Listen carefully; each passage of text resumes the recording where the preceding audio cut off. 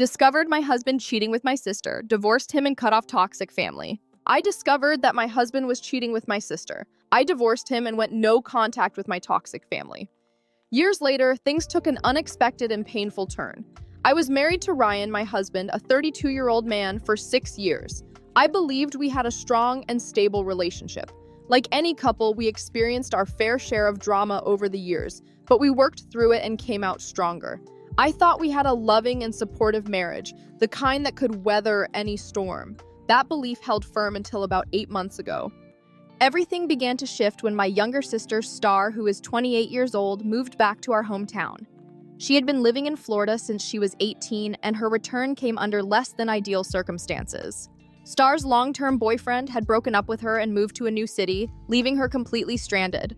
According to her, the breakup happened because he was secretly cheating on her with men. The details surrounding their split were hazy, and honestly, the story she gave seemed a little far-fetched to me. I had only met the guy 3 times over the 5 years they were together. Once during Christmas visits when she brought him home, and another time when Ryan and I stopped by their place during our vacation 3 years ago. From what little I knew of him, he never struck me as the type to lead a double life and leave Star with nothing. Regardless, I tried to reach out to him once, hoping to get some clarity, but I quickly found myself blocked. At that point, I decided to let it go. When Star moved back home, she stayed with my parents, Gina, who is 55, and Jimmy, who is 56, for about a month.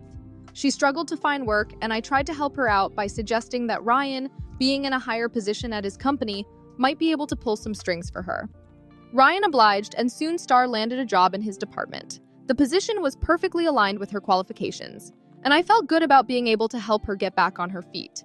Looking back now, I regret that decision more than anything. For some context, Star and I were never particularly close growing up. She was always the golden child in our mother's eyes, and while my dad didn't exactly play favorites, he always went along with whatever my mom decided. The favoritism wasn't glaringly obvious, but showed up in countless small ways.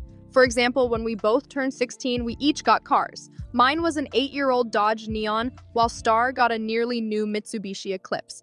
My parents never hesitated to spend thousands of dollars on her dance practices, costumes, and competitions, even if it meant driving her hours away for events. Meanwhile, when I asked for $50 to attend a local volleyball camp, they would give it to me, but not without making me feel like I was asking for the moon. The imbalance carried into our teenage years. I vividly remember one time when I came home 15 minutes late from a date with my boyfriend. My parents took away my car for an entire month. Yet when Star stumbled in 2 hours past curfew reeking of alcohol, all she got was a stern lecture.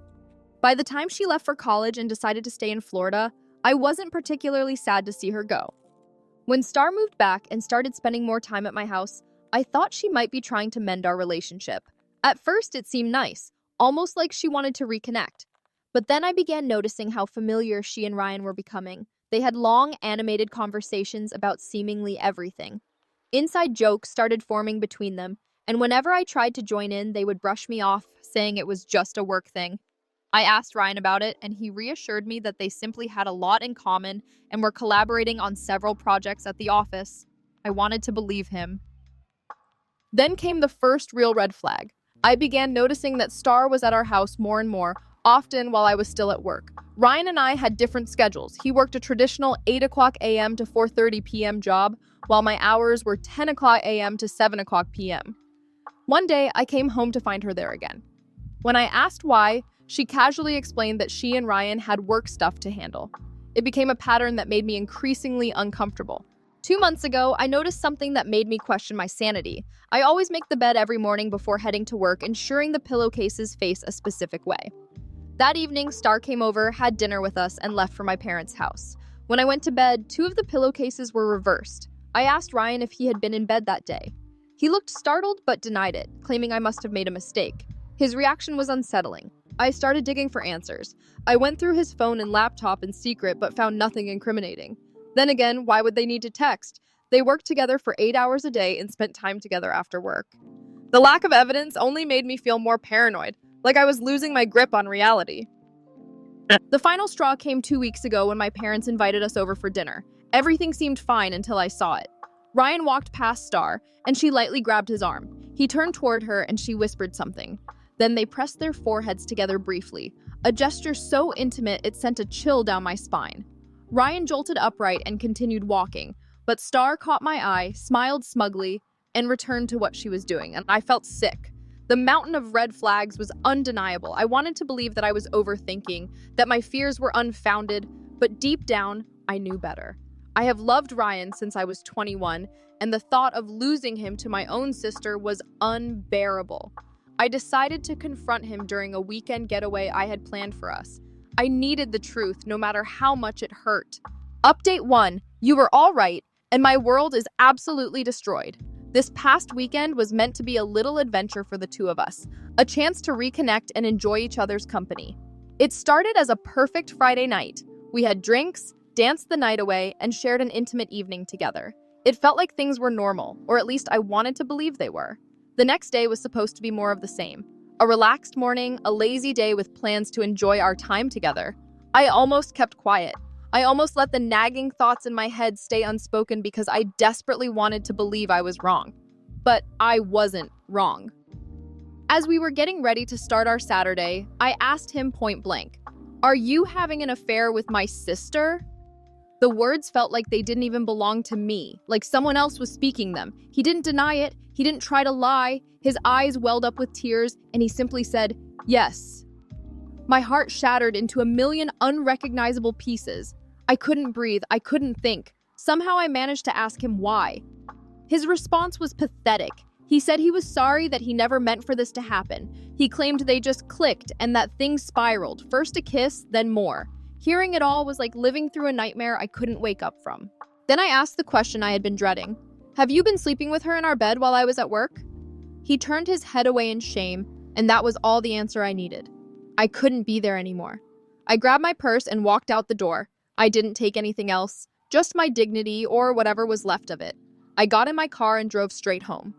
He didn't come with me. Instead, a few hours later, he showed up in an Uber with some of my other belongings. He tried to apologize again, but I couldn't bring myself to acknowledge him. Through my tears and overwhelming anger, I watched him pack a bag and leave for a hotel. The next day, I told my parents I needed someone to lean on, someone to remind me I wasn't crazy. But when I told them what had happened, I found no comfort. They already knew. They knew about the affair. They told me they were sorry, but their words felt hollow. They also informed me that Star had left the night before and might not come back for a few days. I had no doubt where she had gone to be with him. That was 3 months ago. Now, our divorce is almost finalized. Ryan moved out immediately and found an apartment to rent. Of course, Star moved in with him right away. As for me, I only communicate with Ryan when it comes to divorce-related matters. At first, he said I could keep the house and the savings. I think guilt drove that decision. But after a few days, he changed his tune and insisted we split the house. I know Star was behind that. Thankfully, I had already moved the savings into a new account, so there was no fight over that. Still, it felt like 9 years of my life were gone in an instant. Ryan has no idea what he is getting himself into. Star is manipulative and self-centered, and one day she will discard him like she has discarded everyone else. She has been cruel throughout all of this. A few days after I found out about the affair, she tagged me in a Facebook post, a selfie of her and Ryan.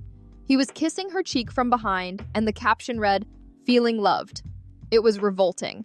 I immediately logged out of my account and deleted the app from my phone. Not even an hour later, she texted me, "Sorry, sis, didn't mean to tag you. No hard feelings, right? I hope we can still be close. You'll meet your soulmate someday, too." The audacity was unreal. I blocked her on everything.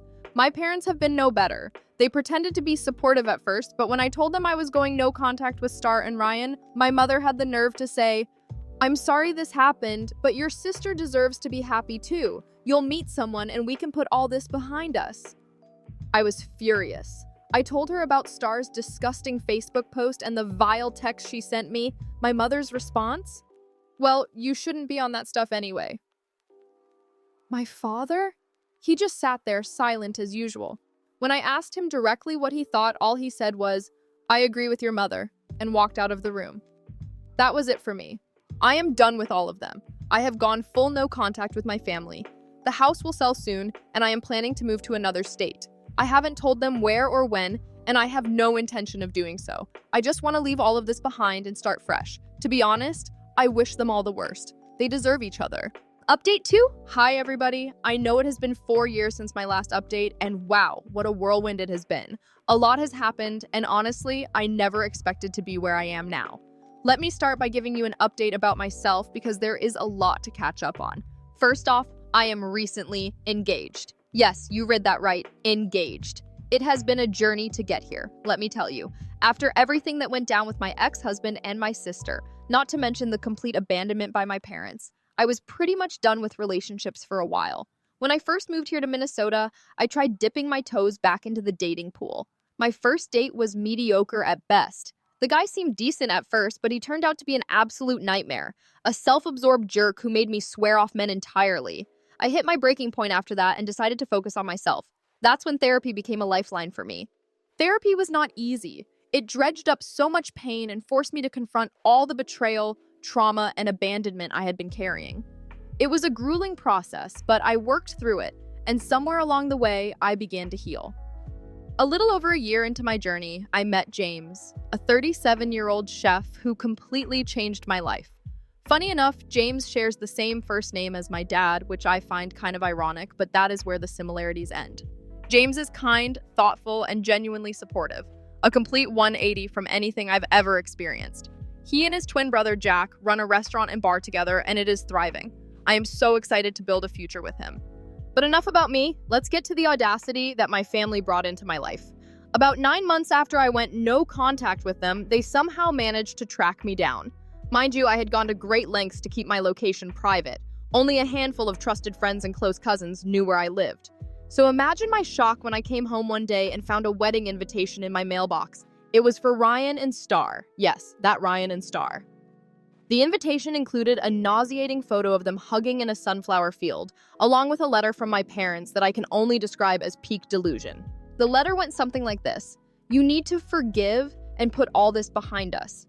We know things did not go the best, but we are a family and families work through problems." They even had the nerve to claim that Star wanted me to be a bridesmaid, just like she had been for me. Are you kidding me? The audacity was unreal.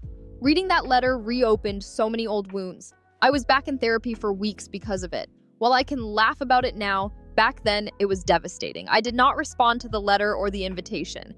Instead, I focused on figuring out who in my extended family had leaked my address to my ex-family and promptly cut them off. Fast forward to last week. Just when I thought I had seen the last of Ryan, he showed up at my apartment unannounced. Let me set the scene. James and I do not live together yet, but we will be moving in together soon. So there I was, home alone, when I opened the door to find Ryan standing there. And let me tell you, he looked way too put together, like he had gone out of his way to dress up for this encounter. It was bizarre. I immediately asked, "What do you want?" He launched into this rehearsed apology about how sorry he was for everything he had done. Then the kicker. "Star and I are divorcing. I found out she was unfaithful our entire marriage. I do not expect you to take me back, but I think we should talk and get some closure." Closure? I almost laughed in his face. Instead, I looked him dead in the eye and said, "No, I give you no closure. You made your bed. Did you honestly think that Star, the woman who has had more visitors than the Holiday Inn, was going to suddenly change just because you put a ring on it? You are even dumber than I thought. I forgive nothing. I want nothing from you. I am better off without you, and that will always be the case. Now go to hell." Then I calmly turned around, walked back into my apartment, and locked the door. I called my landlady, who has become something of a surrogate grandmother to me. Within minutes, her 2 burly nephews, who help with apartment maintenance, were there to escort Ryan off the property. They told him he was now on a ban list, and if he ever came back, the police would be called. I thought that would be the end of it, but of course, Ryan just had to push his luck.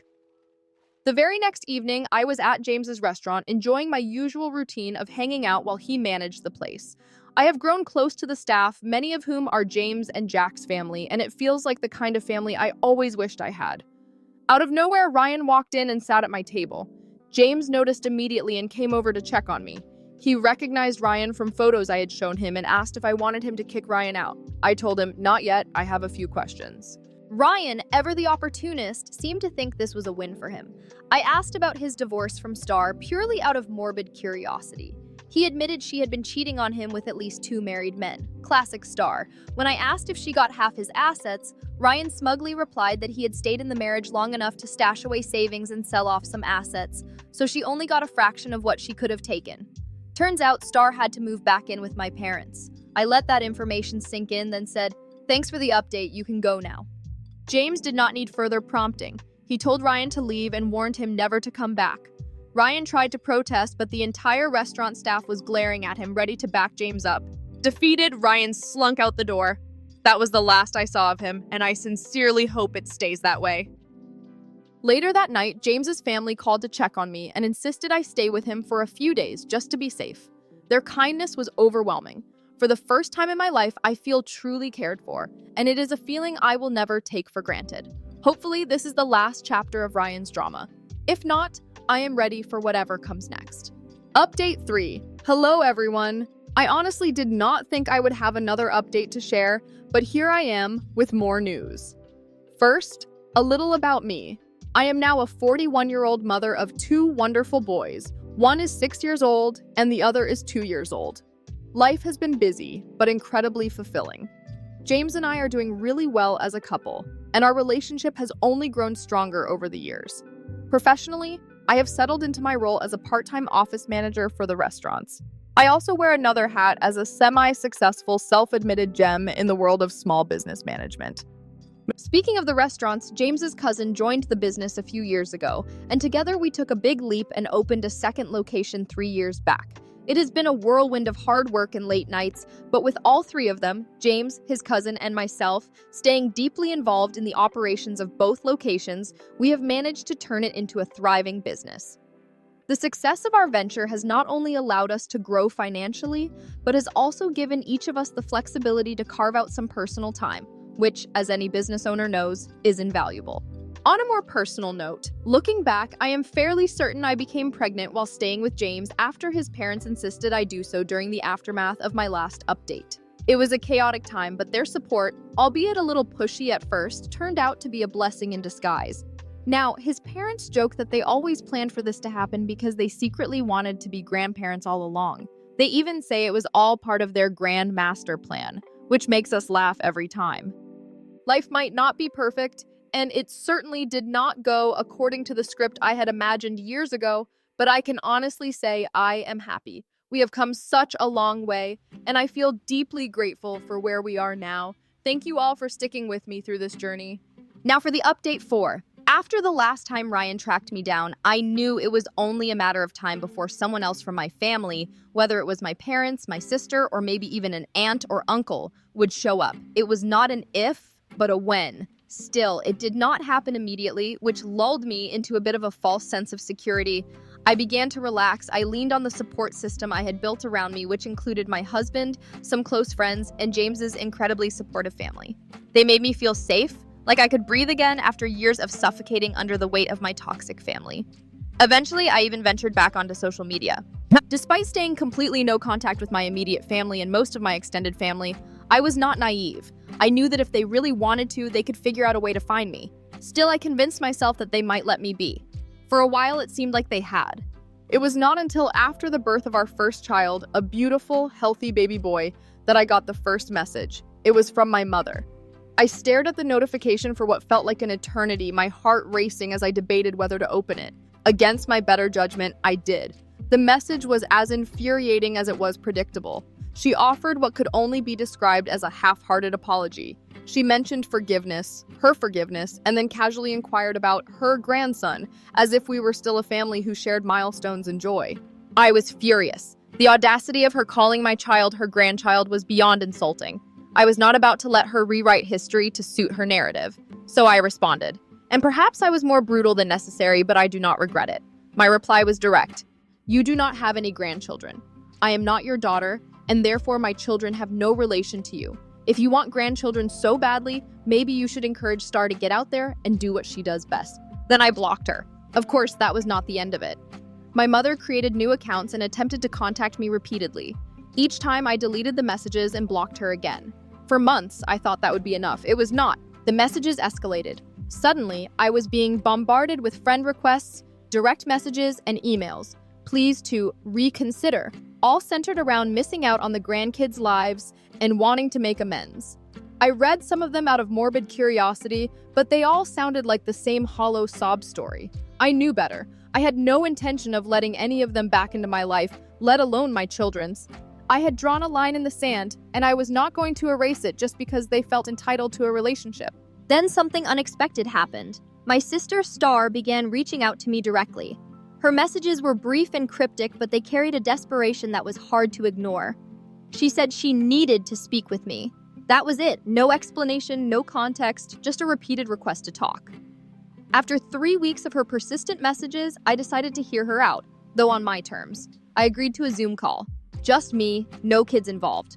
The call started awkwardly.